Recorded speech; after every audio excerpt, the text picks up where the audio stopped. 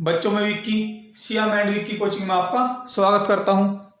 मैं पढ़ाऊंगा आज आपको राष्ट्रीय जलमार्ग। जिस प्रकार NH1 NH2 आप सड़क मार्ग पढ़ते हो, उसी प्रकार आपके राष्ट्रीय जलमार्ग भी होते हैं NW1 NW2।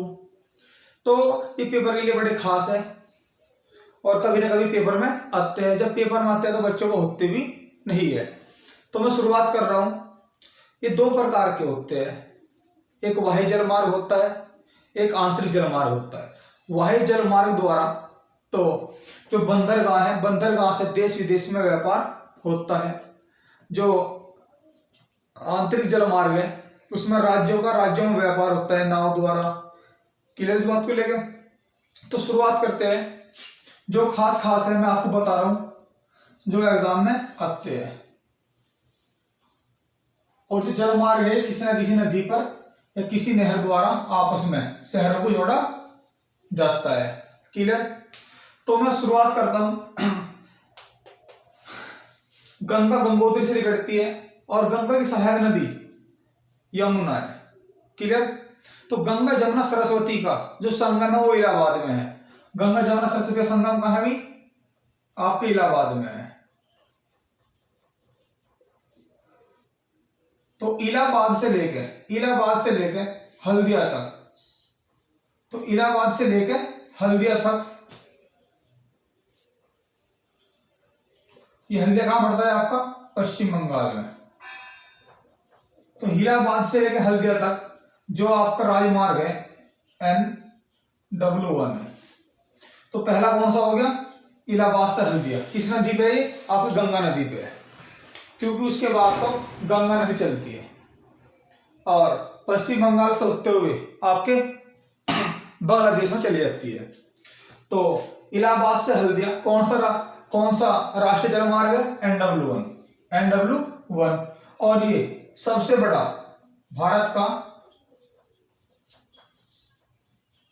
सबसे बड़ा राष्ट्रीय जलमार्ग है। भारत का सबसे बड़ा राष्ट्रीय जलमार्ग है। कौन सा है? NW1। कहां से कहां? इलाहाबाद से हल्दिया। किस नदी पे? गंगा नदी पे। तो इस बात का आप ध्यान रखोगे। हल्दिया कहां है? पश्चिम बंगाल में। बहुत ही खास क्वेश्चन है और कई बार ये आपके एग्जाम में आया भी है। और मैं आपको बता दूं कि जो दो है, ये कौन सा? ये जो है NW2। ये कहां से कहां तक है? ये जो ब्रह्मपुत्र नदी है, ब्रह्मपुत्र नदी जब अरुणाचल में प्रवेश करती है, अरुणाचल के बाद असम में प्रवेश करती है। क्लियर है? तो यहां आपको मेघालय पड़ जाता है और ये सारा आपका इधर, ये सारा असम है। यहाँ इधर ही क्या है? सारा असम पड़ता है आपका। आपको मैंने नक्शा पढ़ाया है। ये सारा यहाँ असम है। ये मेघालय हो गया, नागालैंड, मणिपुर, मिजोरम। ये नागालैंड है, मणिपुर है, ये मिजोरम है और ये सारा असम है। तो जब ब्रह्मपुत्र नदी अरुणाचल से असम में प्रवेश करती है तो इसी प्रकार वो असम में प्रवेश करने के बाद वे आपको बांग्लादेश में चली जाती है। क्लियर इस बात को लेके? तो एक स्थान पड़ता है यहाँ सदिया। कौन सा? सदिया। और यहाँ पड़ता है आपका धुबरी। तो मैं बता दूं आपको कि सदिया से धुबरी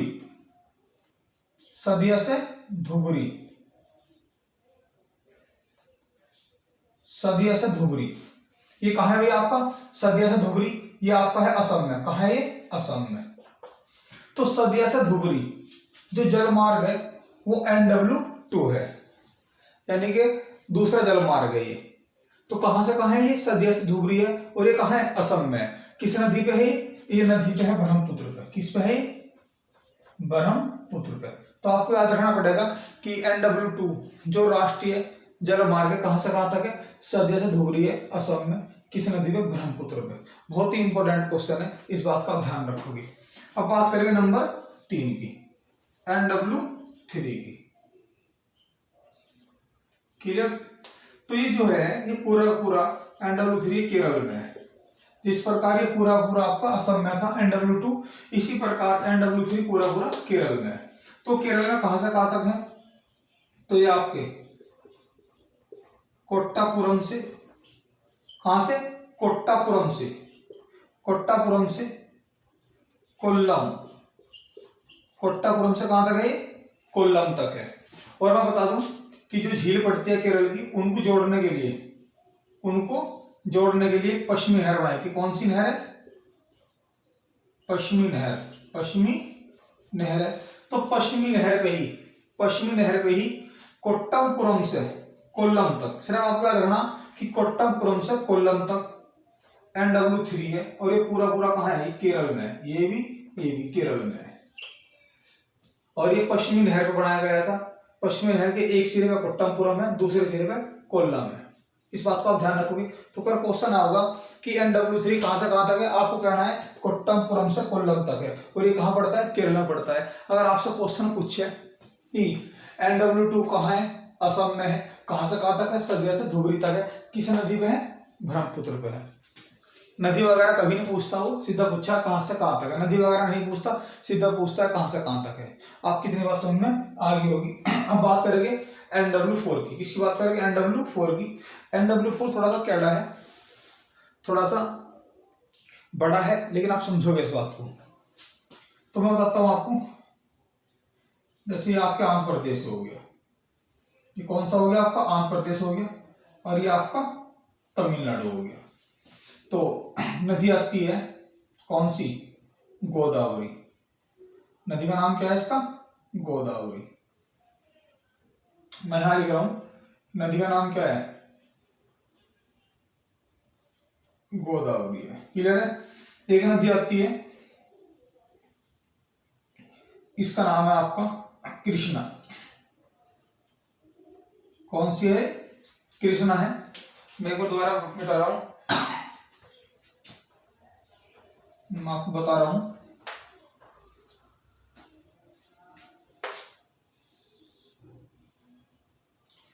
जैसे आपका ये आंध्र प्रदेश हो गया और ये आपका तमिलनाडु हो गया। ये क्या हो गया भैया आपका? ये आंध्र प्रदेश है, ये आपका क्या है भैया? आंध्र प्रदेश है। और ये आपका क्या है? तमिलनाडु है। ये क्या है आपका? तमिलनाडु है। तो एक आपकी होती है यहाँ पे गोदावरी नदी। कौन सी नदी? मैं बना रहा हूं गोदावरी।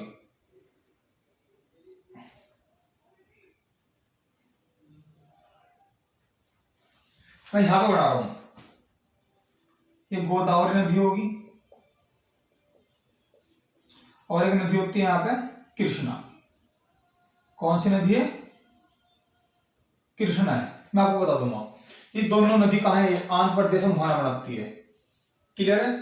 तो गोदावरी नदी का जो मुहाना है आंध्र प्रदेश का, ये है ऊपरली गोदावरी। ठीक है? तो ये जो है राजमुंदरी पे मुहाना। कहाँ है ये? राजमुंदरी पे इसका मुहाना।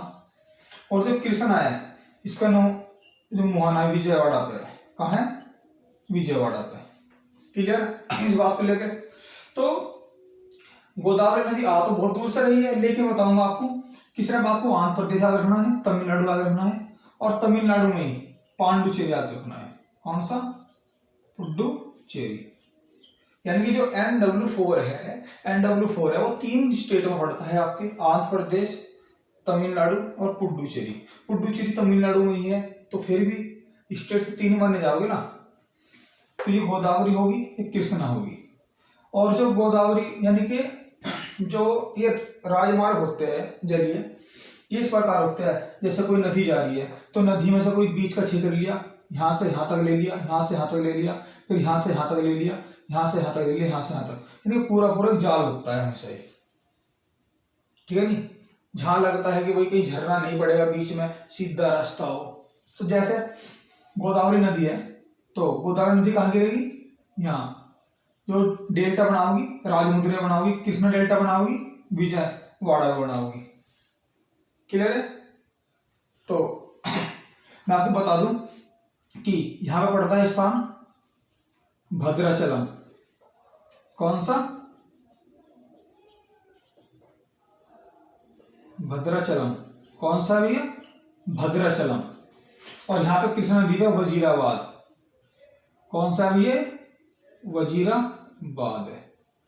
ये कौन सी नदी थी आपकी?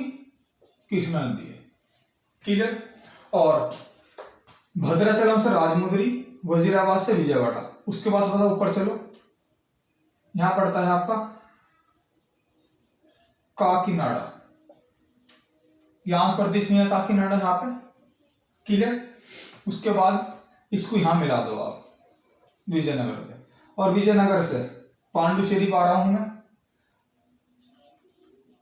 मरक्कानम, मरक्कानम कहां पड़ता है? पुडुचेरी। क्लियर है। और ये काकीनाडा कहां पड़ता है भैया आपका? ये पड़ता है आपका आंध्र प्रदेश। क्लियर है। तो मैं आपको बता दूं कि भद्राचलम से राजमुंदरी, राजमुंदरी से काकीनाडा, तो राजमुंदरी से काकीनाडा जिस नहर द्वारा जोड़ा गया है, राजमुंदरी से काकीनाडा जो जिस नहर द्वारा जोड़ा गया है, उस नहर का नाम है काकीनाडा नहर, काकीनाडा नहर, काकीनाडा नहर। और राजमुंदरी से यानी कि गोदावरी और कृष्णा के डेल्टा को जो जोड़ा गया है, उस नहर का नाम है इलूरू, इलूरू नहर, इलूरू नहर है। और विजयवाड़ा को मरक्कानम तक जो जोड़ा गया है बंकीगम नहर द्वारा, बंकीगम नहर द्वारा जोड़ा गया है।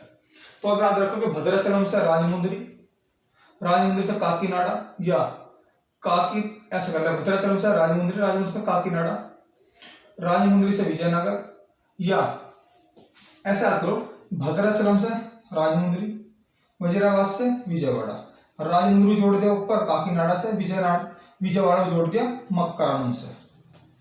तो ये सब चीज ध्यान रखोगे। लेकिन अगर आपसे क्वेश्चन पूछेगा कि NW4 कहां से कहां तक है, तो आपका आंसर सिर्फ क्या होगा? काकीनाडा से, क्या बताना है आपको? काकीनाडा से मरक्कानम, काकीनाडा से मरक्कानम तक क्या है? NW4 है। आपको आंसर ये देना है।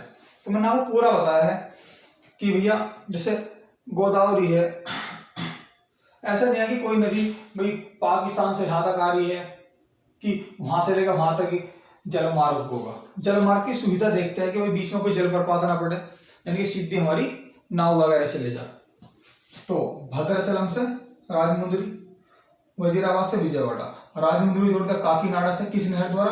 काकीनाडा से, राजमुंदरी विजयनगर, विजयवाड़ा से इलूरू नहर से, विजयवाड़ा से मक्कानम बंकीगम नहर से। तो सीधा आंसर क्या बनेगा इसका? काकीनाडा से मरक्कानम तक। आपकी इतनी बात सही में आगे होगी। क्लियर। तो शुरुआत करते हैं अब NW5 की, NW5 की मिटा रहा हूं मैं।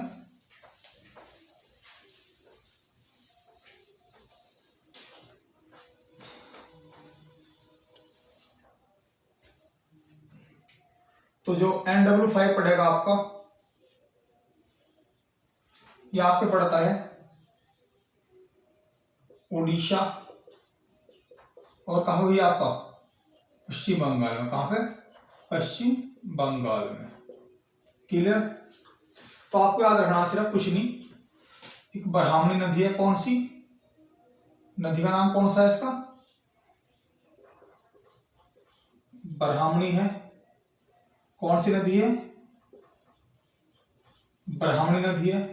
क्लियर है। और एक आपको कौन सी नदी है? महानदी है। कौन सी नदी है? महानदी है। क्लियर है। तो मैं आपको बता दूं कि ब्राह्मणी नदी में जो बनाया गया है, शुरुआत कहां से करी गई है? तालचेर से, तालचेर से धमरा तक, तालचेर से यहां लिख लो चलो धमरा, तालचेर से धमरा तक।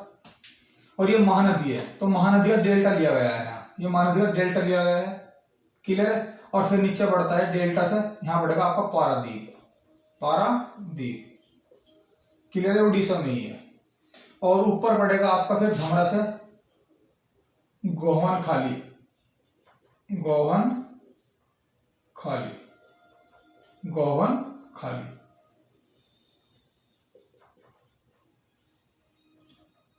गोवन खाली। क्लियर है। तो जो आपका आंसर पड़ेगा, जो आंसर बनेगा, देखो जी, तालचेर से धमरा, और महानदी का डेल्टा ले रखा, यानी कि ताल से धमरा, फिर धमरा से ऊपर गया है घोवन खाली तक, फिर धमरा से महानदी का डेल्टा और महानदी डेल्टा से लेकर पारादीप तक। या आप ऐसे कह सकते हो, सीधी सी बात है। अगर आपको आंसर याद रखना तो क्या याद रखोगे, NW5 जो है कहां से कहां तक है, तालचेर से कहां तक है, ये आपके धमरा तक है, तालचेर से धमरा तक है। क्लियर इस बात को लेकर भैया, तो आपको आंसर ध्यान रखना है, तालचेर से कहां तक है, धमरा तक है। क्लियर।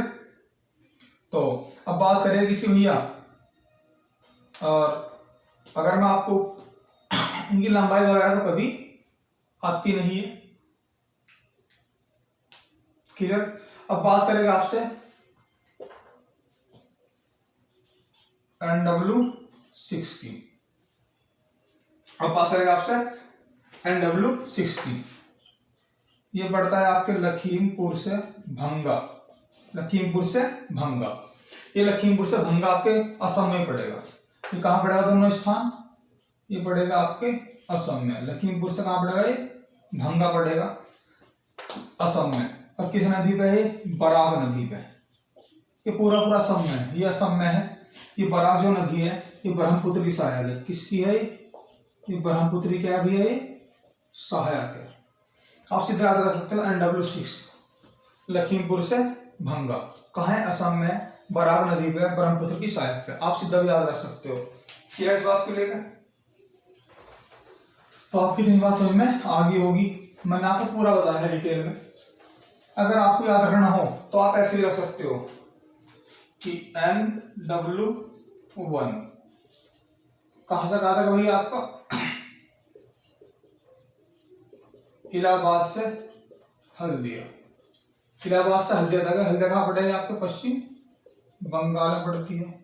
अगर याद रखना NW2 तो याद रख सकते हो सदिया से कहाँ पड़ेगा आपका, ये धुबरी। ये कहाँ है दोनों स्थान, ये असम में है। किस नदी पे है, ब्रह्मपुत्र पे। क्लियर। अगर याद रखना तो NW3 कहां से कहां तक पड़ेगा, NW3 ये पड़ेगा आपका कोट्टमपुरम से कहां तक, कोल्लम तक। ये कहां पड़ा पूरा पूरा है आपके केरल में है। केरल बात को लेकर। और याद रखना है तो आप रख सकते हो NW4 ये कहां से कहां तक पड़ेगा आपका, काकीनाडा से कहां तक, आपके मरक्कानम तक। ये काकीनाडा पड़ेगा आपका आंध्र प्रदेश में, और ये पड़ेगा आपका पुडुचेरी में। क्लियर है। अगर बात करूं NW5 की आपसे, तो सीधा याद रखियो आप, तालचेर से कहां तक, धमरा तक। ये पूरा पूरा तालचेर से धमरा। वैसे NW5 आपके उड़ीसा में भी है और थोड़ा सा हिस्सा इसका पश्चिम बंगाल में है, लेकिन ज्यादा हिस्सा कहाँ है इसका, उड़ीसा में है। तालचेर और धमरा ये दोनों उड़ीसा में पड़ते हैं। क्लियर है। और ये किस नदी पे, ब्राह्मणी नदी द्वारा जुड़ा गया है। तालचेर से धमरा किस नदी द्वारा, ब्राह्मणी नदी द्वारा। क्लियर है। जो ब्राह्मणी नदी का मुहावना है उससे हल्का सा ऊपर पड़ता है धमरा। क्लियर है। अगर बात करूं NW6 की, लखीमपुर से भंगा, लखीमपुर से कहाँ है, ये भंगा है। पूरा पूरा कहाँ है, ये आपका असम में है। कहाँ पे भी ये असम का है। और किस नदी पे है, ये बराक नदी पे। बराक नदी क्या है, ये ब्रह्मपुत्र की क्या है, ये आपकी सहायक है। तो आप ऐसे भी याद रख सकते हो इसको, मैंने प्रैक्टिकल में आपको बता भी दिया, लेकिन अगर आपको पेपर के लिहाज से याद करना है तो आप याद कर सकते हो। तो बच्चों आज के लिए इतना ही काफी है। वीडियो अच्छी लगी तो शेयर करें, कमेंट करके मुझे बतावे। और मैं आपसे क्वेश्चन पूछ रहा हूँ कमेंट में कि ब्रह्मपुत्र नदी को तिब्बत में क्या कहते हैं, दूसरा अरुणाचल में क्या कहते हैं, असम में किस नाम से जानते हैं, और बांग्लादेश में किस नाम से जानते हैं। आपको कमेंट बॉक्स में कमेंट करके बताना है। तो बच्चों आज के लिए इतना ही काफी है।